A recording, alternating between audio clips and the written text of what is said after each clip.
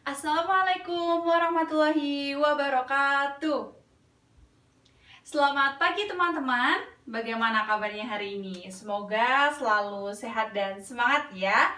Nah, di kesempatan kali ini kita akan melanjutkan materi pembelajaran pekan lalu. Tapi sebelumnya marilah kita berdoa terlebih dahulu agar senantiasa pembelajaran kita dilaksanakan dapat dengan lancar. Nah, untuk itu Ibu minta tolong salah satu teman untuk dapat memimpin berdoa. Baik, silahkan. Ya, terima kasih. Nah, teman-teman, apakah hari ini ada yang tidak berangkat atau tidak hadir di kelas? Berangkat semua ya? Baik, berarti ada 37 siswa. Nah, teman-teman, ada yang sudah tahu kita kali ini belajar mengenai apa? Melanjutkan materi pekan lalu? Pekan lalu kita sudah belajar mengenai cerita atau novel sejarah. Nah, di hari ini kita juga masih tetap belajar mengenai cerita atau novel sejarah, tetapi ada letak perbedaannya ya teman-teman. Kalau kemarin kita sudah mengidentifikasi informasi alias struktur di dalam teks atau novel sejarah, nah, sekarang kita akan belajar bagaimana untuk mengidentifikasi kaidah kebahasaan dalam cerita atau novel sejarah. Baik, mengerti ya teman-teman? Sebelum Ibu lanjutkan, apakah ada yang ingin bertanya terlebih dahulu? Atau mari kita lanjutkan? Iya, oke. Nah, kali ini kita akan belajar mengenai cerita atau novel sejarah. Nah, kemarin apakah teman-teman masih ingat apa saja yang dibahas? Ya, kemarin itu yang dibahas adalah ada nilai-nilai dari informasi dalam teks sejarah, kemudian ada juga struktur dalam cerita atau novel sejarah. Strukturnya itu apa saja? Ada orientasi, kemudian betul, rangkaian peristiwa. Selanjutnya komplikasi dan resolusi. Ada 4 ya untuk struktur cerita atau novel sejarah. Nah, sekarang kita akan belajar lebih lanjut mengenai kaidah kebahasaan. Adakah teman-teman di sini yang sudah tahu apa itu ya kaidah kebahasaan? Nah, kaidah kebahasaan itu adalah aturan-aturan kebahasaan yang harus kita ikuti dalam menuliskan suatu teks. Teks apa saja, Bu? Ya, semua teks ada kaidah kebahasaannya. Termasuk cerita atau novel sejarah. Nah, kita akan belajar itu untuk hari ini, mengidentifikasi kaidah-kaidah kebahasaan yang ada di dalam cerita atau novel sejarah. Jadi nanti Ibu sajikan ya cerita atau novel sejarah, kemudian teman-teman bisa mengidentifikasi, menganalisis apa saja kaidah kebahasaan di dalamnya, disertai bukti penjelasan. Begitu, mengerti? Teman-teman sudah ada gambaran ya apa yang akan kita pelajari hari ini. Oke teman-teman, untuk belajar hari ini Ibu akan menampilkan PowerPoint, Ibu akan menampilkan slide-nya untuk kawan-kawan dapat simak bersama apa saja materi yang akan kita pelajari. Tentu materinya mengenai kaidah kebahasaan, cerita atau novel sejarah, dan itu ada berapa ya Bu? Ada yang tahu tidak ya? Ada berapa? Betul Mbak Ririn, ada 7 ya. Ada 7 kaidah kebahasaan dalam cerita atau novel sejarah. Oke, baik. Nah, sekarang kawan-kawan bisa menyimak salindia berikut. Kita akan mengulas lagi apa itu pengertian dari novel sejarah. Kalau novel sejarah itu berarti di dalamnya ada apa, teman-teman? Betul, ada cerita sejarah di dalamnya. Nah, kita akan bersama mengulas apa itu novel sejarah, karena mungkin teman-teman sudah lupa ya dengan apa yang sudah kita pelajari di pekan lalu. Nah, novel sejarah ini adalah novel yang menjelaskan atau menceritakan fakta mengenai kejadian masa lalu. Masa lalu itu berarti masa lampau, masa yang sudah terjadi. Tentunya itu mengulas membahas hal-hal yang terjadi di masa lampau. Misalnya, kalau di Indonesia, masa lampaunya seperti apa, teman-teman? Masa lampau di masa kerajaan. Betul sekali. Nah, di sini kita akan belajar bagaimana untuk mengidentifikasi kaidah kebahasaan yang ada di dalam cerita sejarah ataupun novel sejarah. Mengerti ya, teman-teman? Baik teman-teman, sekarang kita akan mulai membahas kaidah kebahasaan yang ada dalam cerita atau novel sejarah. Bisa disimak ya di salindia berikut. Kaidah kebahasaan yang pertama adalah menggunakan banyak kalimat bermakna lampau. Bermakna lampau itu artinya apa, teman-teman? Ya betul ya, mengenai masa lalu. Artinya di situ ada kegiatan-kegiatan atau diksi yang digunakan pada masa lampau yang sekarang itu tidak lagi digunakan. Bisa kita lihat pada contoh berikut. Yang pertama mengenai prajurit-prajurit yang telah diperintahkan membersihkan gedung bekas asrama telah menyelesaikan tugasnya. Nah, teman-teman, di sini kita bisa garis bawahi ya bahwa prajurit-prajurit adalah kata yang digunakan saat kejadian di masa lampau. Karena kalau sekarang itu sudah tidak ada lagi ya prajurit ya, teman-teman ya.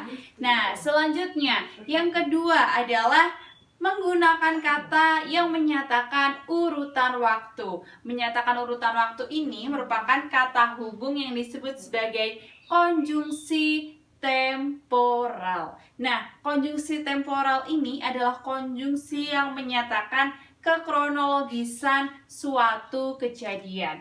Karena seperti yang kita ketahui ya teman-teman, kalau cerita sejarah itu atau novel sejarah dibuat dari kejadian-kejadian yang berurutan dan berkesinambungan. Nah, oleh karena itu, seringlah digunakan konjungsi atau kata hubung temporal yang menyatakan kekronologisan kejadian. Contohnya seperti berikut, bisa kita lihat ada sejak saat itu, setelah itu, mula-mula, dan kemudian. Nah, bisa kita lihat untuk contoh yang pertama. Setelah juara gulat itu pergi, sang adipati bangkit dan berjalan tenang-tenang masuk ke kadipaten. Kata setelah itu merupakan kata hubung atau konjungsi temporal yang menyatakan hubungan waktu. Jadi kalau setelah itu berarti sudah ada suatu kejadian, kemudian akhirnya dijelaskan lagi ada kejadian yang melingkupinya. Begitu teman-teman. Bagaimana? Mengerti sudah ya? Adakah yang belum mengerti atau ingin ditanyakan terlebih dahulu sebelum Ibu lanjut untuk materi selanjutnya? Sudah cukup ya? Baik, sudah mengerti. Nah, kemudian yang ketiga adalah menggunakan kata kerja yang menggambarkan suatu tindakan. Ini disebut sebagai kata kerja material. Tindakan itu berarti bagaimana teman-teman? Ada yang tahu? Betul Mbak Eka. Jadi saat kita melakukan sesuatu ya, itu kan ada kata kerjanya, ada verba. Nah, verba di sini, verba di cerita sejarah atau novel sejarah itu merupakan verba material untuk melakukan suatu tindakan. Boleh kita tulis ya, berarti yang ketiga adalah kata kerja material. Nah, contohnya seperti apa, Bu? Jadi bisa kita lihat contoh berikut ini. Ada kata-kata menerima. Nah, berarti menerima itu adalah suatu tindakan untuk melakukan penerimaan terhadap sesuatu. Begitu ya. Begitupun dengan yang lain. Misal tindakan untuk masak, berarti memasak. Tindakan untuk beli, membeli. Begitu seterusnya ya teman-teman. Baik, selanjutnya yang keempat adalah menggunakan kata kerja yang menunjukkan kalimat tak langsung. Nah, coba teman-teman masih ingat atau tidak ya, kalimat tak langsung itu yang seperti apa? Kita sudah dulu pelajari. kalimat langsung dan kalimat tidak langsung. Nah, kalau di sini kalimat tak langsung itu adalah kalimat yang ada cara untuk menceritakan tuturan seorang tokoh oleh pengarang. Ditandai dengan apa, teman-teman? Betul. Jadi, kalau kalimat tak langsung itu tanpa tanda petik, melainkan ada kata-kata yang sering muncul untuk menunjukkan bahwa kalimat itu kalimat tak langsung. Oleh karena itu, di sini ada kata kerjanya yang menunjukkan agar kalimat itu kalimat tak langsung. Sedangkan kalau kalimat langsung itu kalimat yang diawali dan diakhiri dengan tanda petik ganda. Ya teman-teman, ingat ya, sudah mulai mengingat kembali apa yang kita pelajari kemarin-kemarin mengenai kalimat langsung dan tak langsung ya. Nah, berikut ya kita bisa lihat contoh kata kerja yang menunjukkan kalimat tak langsung. Apa saja?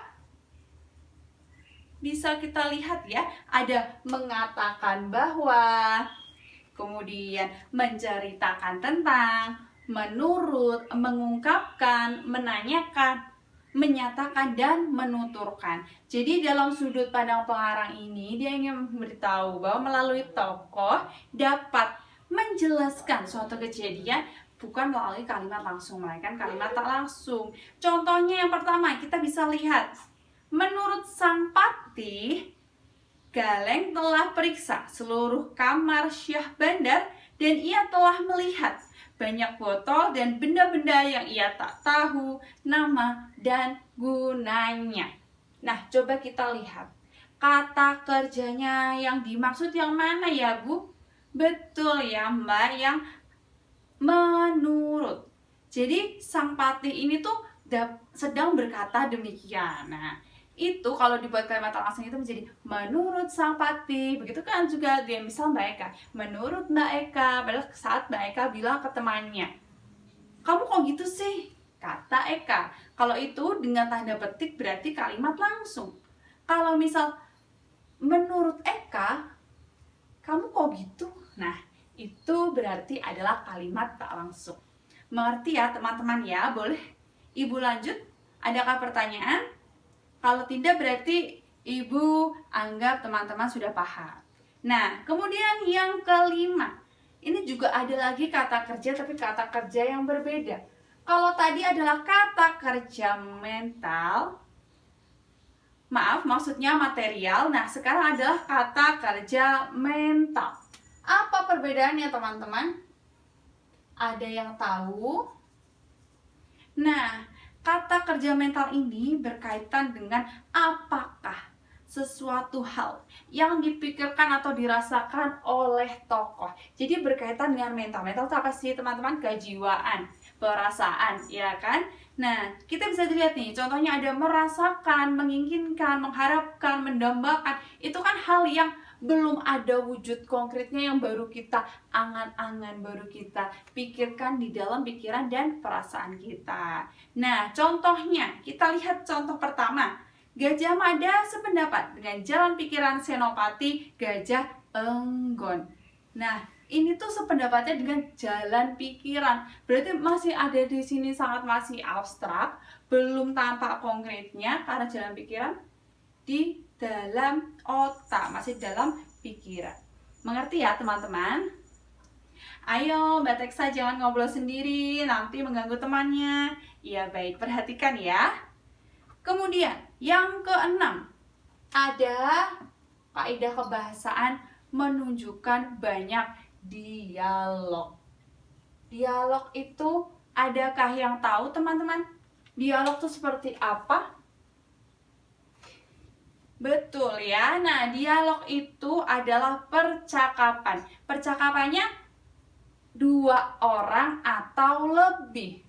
Jadi kalau misal ada dua orang sedang ngobrol, nah itu ada dialog di situ. Begitupun dengan dua orang atau lebih. Maksudnya lebih berapa, Bu? Ya lebih dari dua orang itu. 3 orang boleh, 4 orang boleh, dan seterusnya. Disebut dialog karena di itu artinya lebih dari satu. 2 lebih lagi dan seterusnya. Nah, kalau misal sendiri itu berarti bukan dialog ya, bukan percakapan. Karena kalau sendiri itu hanya ujaran. Satu ujaran itu oleh satu orang berarti namanya monolog. Karena mono itu adalah satu, sedangkan dialog itu dua. Baik ya, dua atau lebih, nah itu percakapan. Nah, di dalam cerita atau novel sejarah itu ada dialog-dialognya, ada percakapannya yang untuk menjelaskan bagaimana alur cerita di dalam novel sejarah tersebut. Nah, ciri-cirinya apa sih teman-teman? Ada yang tahu? Yang pertama, ciri-cirinya itu adalah ditulis menggunakan tanda petik ganda. Ya, seperti kalimat langsung itu, dialog itu ditulis dengan tanda petik ganda, teman-teman. Tap, ya kan? Kemudian yang kedua ini adalah menggunakan kata kerja yang menunjukkan tuturan langsung. Seperti kita sudah bahas tadi ya, tak jauh beda antara kalimat langsung dan dialog ini ya teman-teman. Baik, boleh kita lanjut. Yang terakhir, yang ketujuh, kaidah kebahasaan dalam cerita atau novel sejarah yang ketujuh adalah kata-kata sifat yang muncul untuk mendeskripsikan sesuatu. Apa itu sesuatunya? Adakah yang tahu? Kata-kata sifat ini kalau dalam bahasa Inggris disebut sebagai descriptive language. Jadi artinya untuk mendeskripsikan sesuatu. Di sini mendeskripsikan apa kalau di dalam cerita atau novel sejarah, teman-teman? Yang pertama, untuk menggambarkan tokoh. Yang kedua, untuk menggambarkan tempat. Yang ketiga, untuk menggambarkan suasana. Jadi, di dalam cerita itu kan pasti banyak sekali ya tokohnya, teman-teman. Nah, kalau tidak dijelaskan, kalau tidak digambarkan, maka pembaca itu nggak akan tahu bagaimana sebenarnya tokoh Gajah Mada, bagaimana fisiknya, bagaimana penokohannya. Nah, begitupun dengan tempat dan suasana. Ini latar yang mendukung jalan ceritanya. Jadi kalau di jalan ceritanya tuh biar tahu sedang ada di mana, sedang ada di kerajaan kah, di sungai kah, di rumah kah, dan lain sebagainya. Begitupun dengan suasana. Suasana yang mendukung alur cerita. Jadi kita bisa tahu nilai rasa di dalamnya. Tahu kalau sedang sedih, ya kan? Tahu kalau sedang senang atau sedang khawatir dan lain sebagainya. Jadi ada kata-kata sifat atau descriptive language ya untuk menggambarkan tokoh, kemudian waktu dan suasana. Berikut ini contohnya adalah mengenai tokoh Gajah Mada. Di sini dijelaskan tokoh Gajah Mada itu seperti apa, kebiasaannya seperti apa. Kemudian ya tempatnya di mana dan suasananya bagaimana di dalam cerita. Jadi kita akan lebih memahami bagaimana isi dari cerita atau novel sejarah. Begitu teman-teman, mengerti ya? Baik, jadi ada berapa tadi? Betul, ada 7 kaidah kebahasaan. Artinya kita harus taati aturan-aturan itu untuk menulis atau menyajikan teks sejarah ya teman-teman. Jadi ada aturan-aturan dalam bahasa yang disebut kaidah kebahasaan harus dipenuhi agar itu tadi tujuannya dapat tercapai. Begitu teman-teman. Nah, mengerti sudah ya? Apakah ada yang ditanyakan? Ibu tunggu bila ada yang belum dipahami. Mari kita ulas lagi sebelum kita melanjutkan kegiatan yang selanjutnya. Bagaimana? Tidak ada pertanyaan, Ibu anggap sudah paham ya. Dan kita akan melanjutkan kegiatan yang selanjutnya. Nah, baik teman-teman, tadi kita sudah belajar apa saja kaidah kebahasaan yang ada di dalam cerita atau novel sejarah. Sekarang saatnya kita untuk praktik ya. Ibu ingin mengecek apakah teman-teman sudah memahami betul mengenai materi hari ini, mengenai mengidentifikasi kebahasaan cerita atau novel sejarah. Nah, kali ini Ibu sudah menyiapkan lembar kerja peserta didik. Lembar kerja peserta didik yang pertama ini akan dikerjakan secara berkelompok. Oleh karena itu, Ibu minta untuk teman-teman dapat membagi dalam kelompok ya. Langsung saja yang depan bangku dengan belakangnya. Kita bagi menjadi setiap kelompok ada 4 siswa, begitu ya. Nah, nanti di sini Ibu akan bagikan lembar kerja peserta didik yang untuk berkelompok. Kemudian nanti teman-teman bisa membaca petunjuk kegiatannya untuk mengerjakan agar dapat mengerjakan betul dengan benar. Kemudian di sini nanti tugas dari teman-teman adalah menganalisis kebahasaan cerita atau novel sejarah dari teks cerita sejarah yang sudah Ibu sajikan di sini. Judulnya adalah Gajah Mada Bergelut dalam Tahta dan Angkara. Nah, nanti setelah dibaca petunjuk kegiatannya, kemudian dibaca teksnya dengan cermat, dan selanjutnya teman-teman bisa menuliskan di sini analisis kaidah kebahasaan dalam cerita sejarah. Ibu beri waktu dalam 30 menit, nanti kita cek kembali untuk salah satu teman dapat mempresentasikan di depan. Baik ya, Ibu bagikan.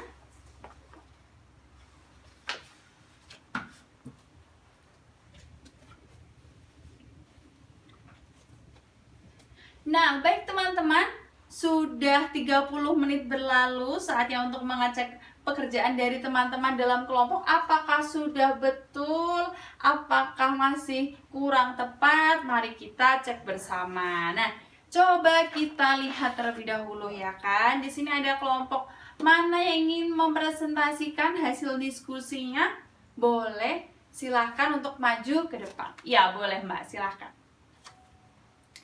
Nah, bagaimana teman-teman? Sudah betul ya? Jadi dalam menganalisis kaidah kebahasaan perlu kita ketahui dulu dari 7 jenis kaidah kebahasaan ini satu persatu dicari dalam teksnya. Dalam teks apa tadi? Dalam teks Gajah Mada Bergelut dalam Tahta dan Angkara. Nah, kalau sudah itu diberikan bukti kutipan teksnya. Dan tadi kita sudah menyimak bersama dari Mbak Eka tadi sudah betul ya, sudah dijelaskan dengan tepat, ada bukti kutipannya. Nah, mungkin teman-teman yang belum sesuai dapat menyesuaikannya untuk mendapatkan jawaban yang baik dan benar. Terima kasih. Nah, tadi kita sudah berlatih secara kelompok. Sekarang saatnya untuk berlatih secara mandiri. Ibu akan membagikan lagi lembar kerja peserta didik, tapi ini untuk kegiatan mandiri, agar teman-teman bisa mengerjakannya di rumah sebagai evaluasi tambahan, agar teman-teman makin mendalami materi kali ini mengenai menganalisis kebahasaan dalam cerita atau novel sejarah.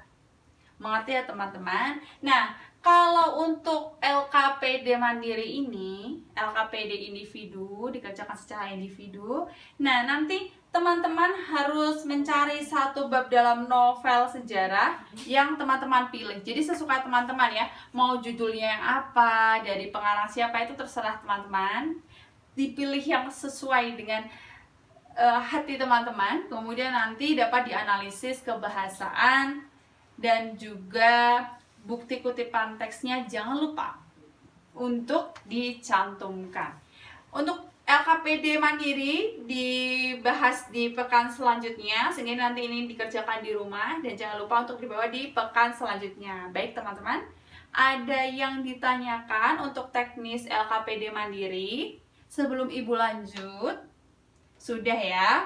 Sudah mengerti semua? Baik, terima kasih. Nah, ini juga Ibu akan bagikan kepada teman-teman nantinya agar teman-teman dapat mengerjakannya di rumah dengan sungguh-sungguh dan baik juga benar.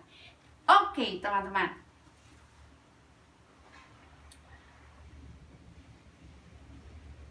Baiklah teman-teman, nah kita sudah di penghujung pembelajaran, tapi sebelumnya mari kita review ulang, mari kita ulas kembali apa yang menjadi materi kita untuk hari ini, ya kan? Yang pertama kita hari ini membahas mengenai pengertian dari novel sejarah. Kita rewrite lagi apa yang sudah kita pelajari di pekan sebelumnya, bahwa novel sejarah adalah novel yang bercerita mengenai kejadian masa lampau atau masa lalu. Nah, kemudian kita juga belajar ya, kaidah kebahasaannya itu ada apa saja ya Bu, gitu kan. Nah, ada 7 kaidah kebahasaan. Yang pertama, kalimat yang menunjukkan kejadian masa lampau, kemudian ada kata hubung temporal, yang ketiga ada kata kerja material, kemudian kata kerja yang menunjukkan kalimat tak langsung. Yang kelima ada kata kerja mental, kemudian ada dialog dan kata kerja yang menunjukkan sifat. Nah, dari ketujuh kaidah kebahasaan ini sudah kita pelajari bersama dan sudah kita aplikasikan dalam kegiatan berdiskusi. Semoga hari ini teman-teman semakin paham ya mengenai cerita atau novel sejarah. Untuk pertemuan selanjutnya, kita juga masih akan membahas mengenai cerita atau novel sejarah. Mengenai, adakah yang tahu nih teman-teman? Ada yang tahu? Iya, pintar sekali Mas Tommy, betul. Kita akan belajar mengenai menulis cerita sejarah pribadi. Nah, jadi setiap orang yang hidup di dunia pasti punya sejarah ya teman-teman. Gak cuma untuk novel sejarah yang di masa lampau, tapi diri kita sendiri pun punya sejarah. Nah, besok kita akan belajar bagaimana cara untuk menuliskan cerita sejarah pribadi. Jadi untuk itu teman-teman dapat mempersiapkannya di rumah. Teman-teman dapat membaca kembali buku teks yang sudah dipunya, kemudian membaca kembali salin dia yang akan Ibu berikan nanti ke teman-teman, begitu ya. Nah, Ibu rasa cukup untuk pertemuan kali ini. Adakah yang ingin ditanyakan sebelum Ibu menutup pembelajaran kali ini? Silakan teman-teman, atau mungkin Ibu ada terlalu cepat untuk berbicara, silakan untuk diingatkan ya teman-teman. Ibu rasa cukup ya, karena tidak ada pertanyaan, maka Ibu anggap teman-teman sudah paham dan sudah mengerti untuk materi hari ini. Nah, kali ini saatnya untuk kita akhiri pertemuan pada hari ini, pertemuan yang luar biasa bersama teman-teman. Ibu mengucapkan terima kasih kepada teman-teman yang sudah antusias dan semangat untuk belajar materi hari ini. Sebelum Ibu menutup pembelajaran kali ini, Ibu meminta bantuan untuk salah satu teman dapat memimpin berdoa. Silahkan. Amin, amin ya rabbal alamin. Terima kasih teman-teman. Sekian dari Ibu. Mohon maaf jika ada kesalahan atau kekurangan. Selamat siang dan sampai bertemu di pekan selanjutnya. Wassalamualaikum warahmatullahi wabarakatuh.